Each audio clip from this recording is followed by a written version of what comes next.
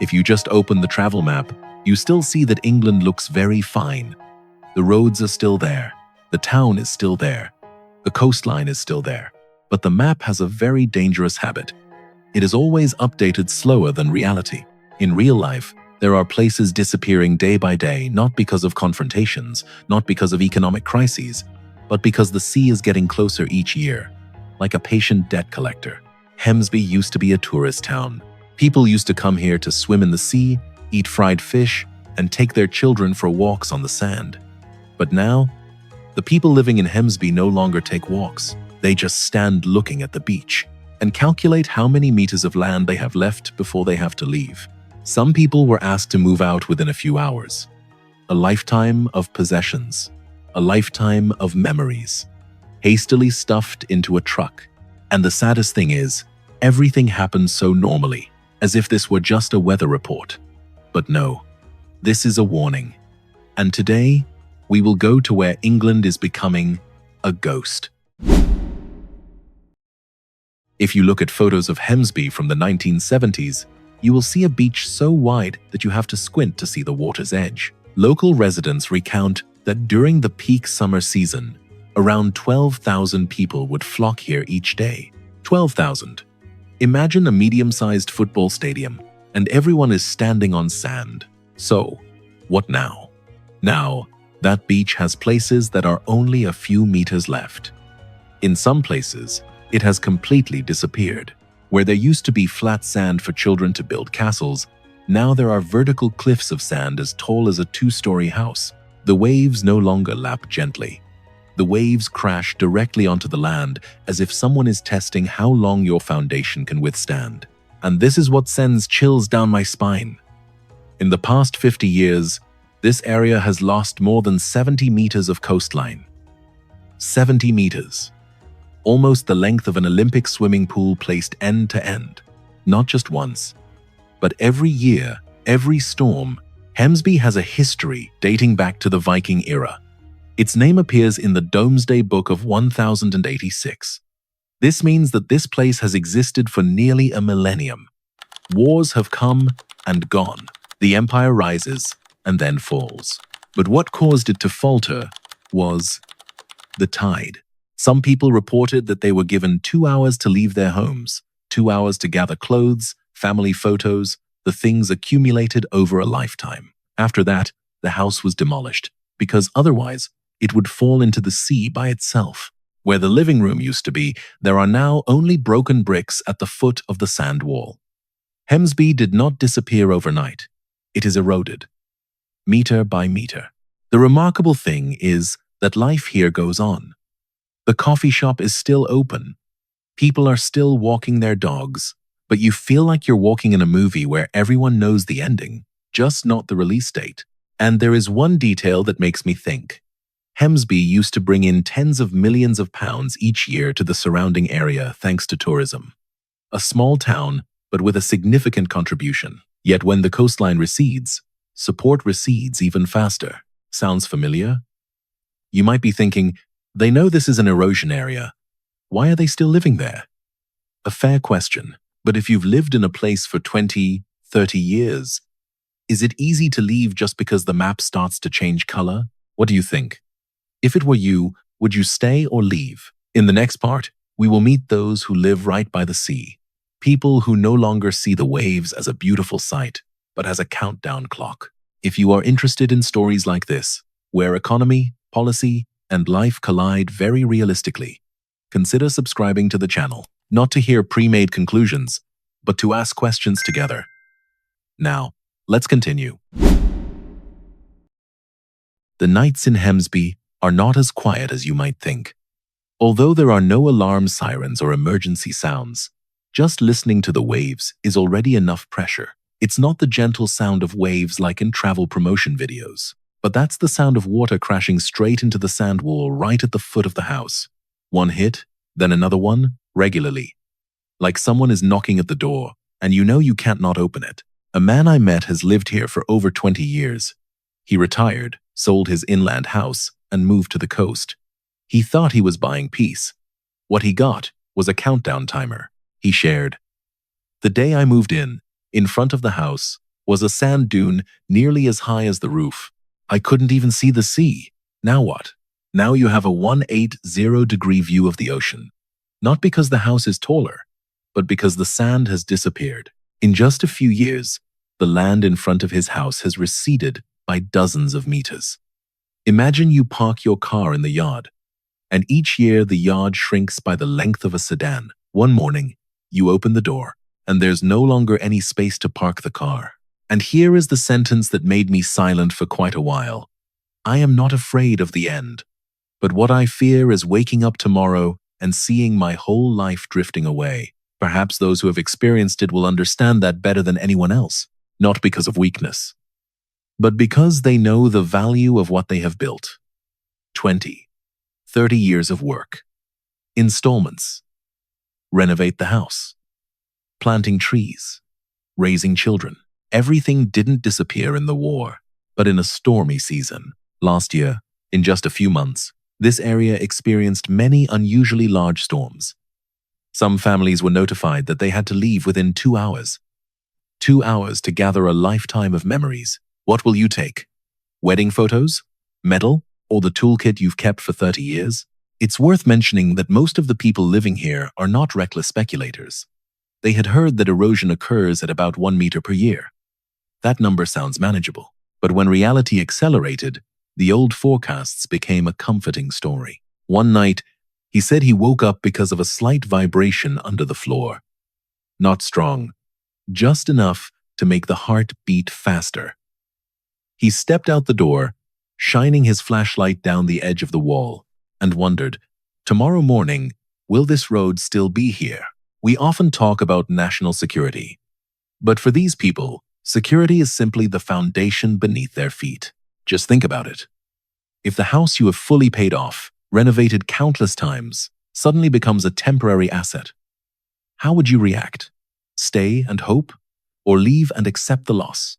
Perhaps what keeps them awake at night is not just the waves, but rather the feeling of trying to manage on their own in a system that always says we are reviewing. And in the next section, we will confront the most uncomfortable question. Why does a developed country hesitate in the face of what is already clear? Now, let's temporarily leave emotions for something colder. Geology. Not to explain dry geographical knowledge, just to understand why the land beneath people's feet disappears so quickly. The east coast of England, particularly the Norfolk and Holderness areas, is considered one of the fastest eroding coastlines in Europe. The simple reason: it is primarily made up of sand, silt, and soft sediment.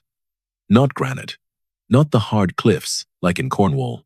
To put it bluntly, this is a soft coastline, and the sea is not soft. When the waves hit the rocks, they lose energy. When the waves hit the sand, they take away the sand. It's as simple as that. No need for conspiracy theories. In about 50 years, Hemsby has lost more than 70 meters of coastline. 70 meters sounds abstract. Imagine you line up nearly 15 pickup trucks end to end. That entire length has disappeared. And what really makes me think? Many residents were informed that the average erosion rate is only about 1 meter per year. 1 meter. It sounds manageable. But the average is a very misleading number. A calm year can mask a storm season that takes away 5 or 10 meters in just a few days. In less than 2 recent years, some sections of the coastline have retreated so quickly that old forecasts have become outdated. What was once estimated to happen in a century is now occurring in less than a decade. And here is the sentence that sends shivers down my spine. This is not an unexpected disaster. This is a disaster that was known in advance. The North Sea is always fierce. Winter storms are not a new phenomenon, but the frequency is increasing. Sea levels are rising by a few millimeters each year. It sounds small, but when combined with high tides and strong winds, it's like raising the arena floor higher, so each punch of the waves hits deeper inland. Not to mention a factor that few people talk about. Southern England is still slowly sinking due to post-glacial rebound.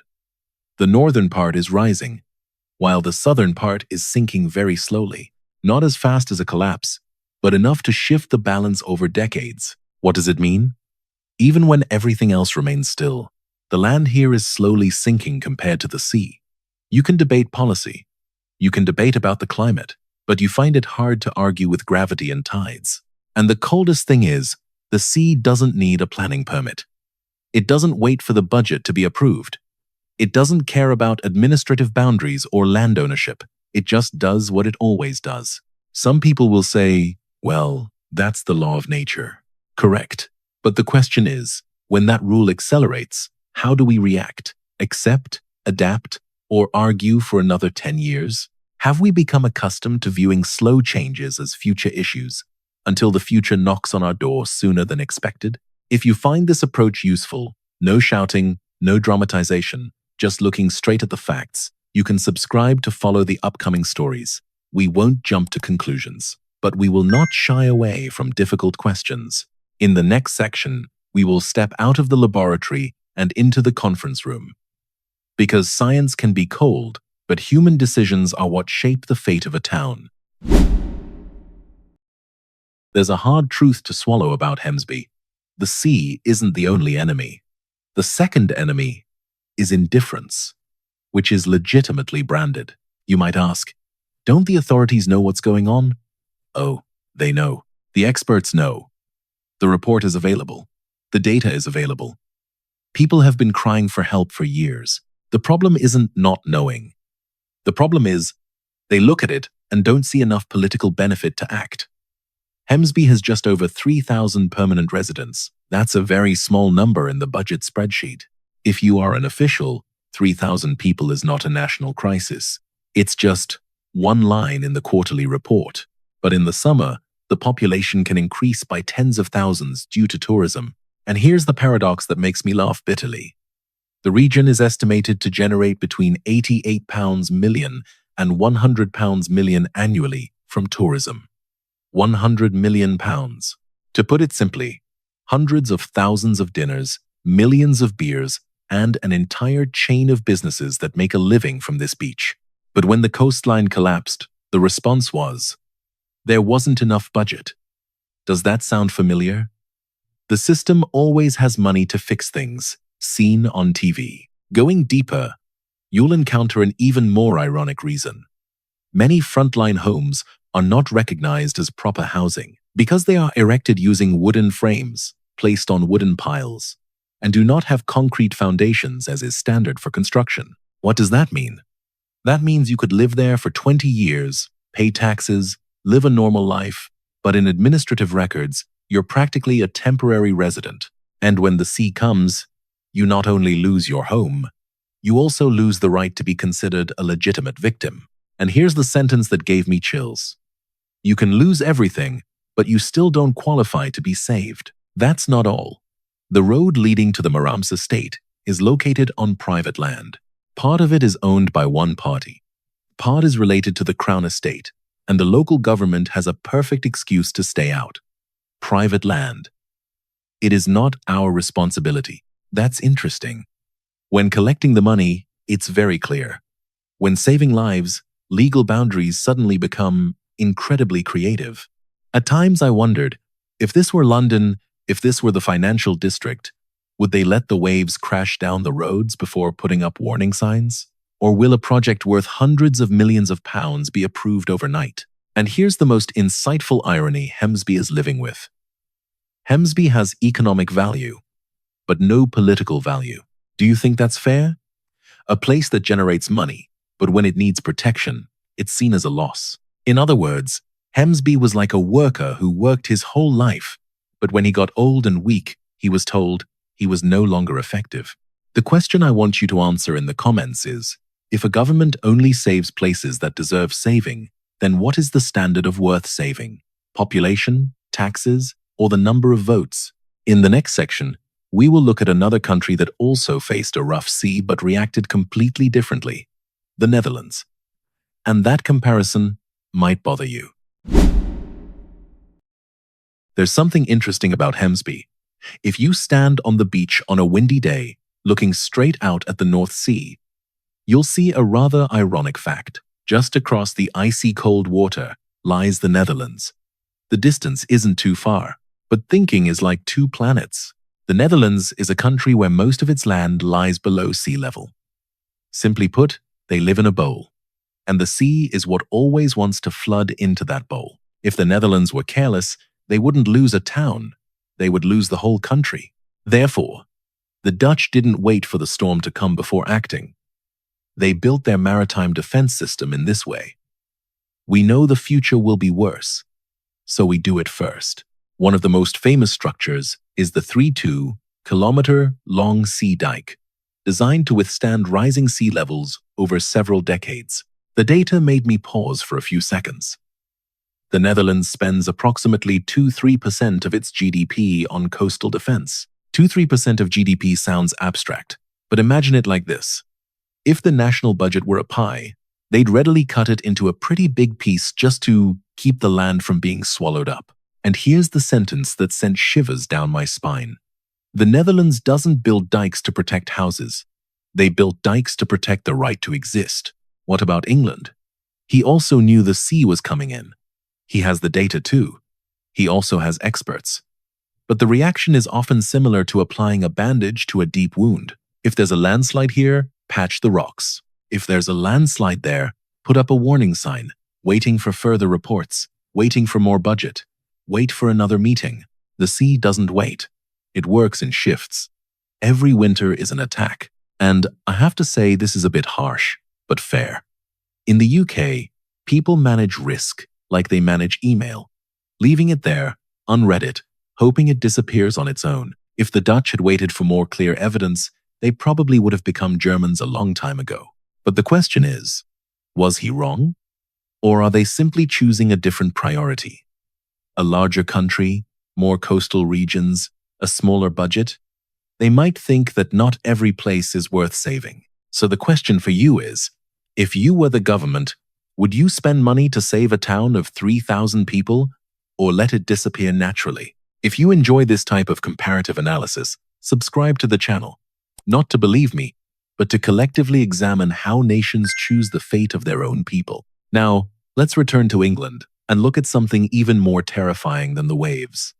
The vanished towns whose names no one remembers. The scariest thing about Hemsby is not that it is disappearing, but the fact that it is not alone. When I left that beach, the sound of the waves still echoed in my mind. But what haunts me more is the feeling. This has happened before, and indeed, just go to Wikipedia and type in a simple phrase, lost villages in Britain. You will see a long list of names.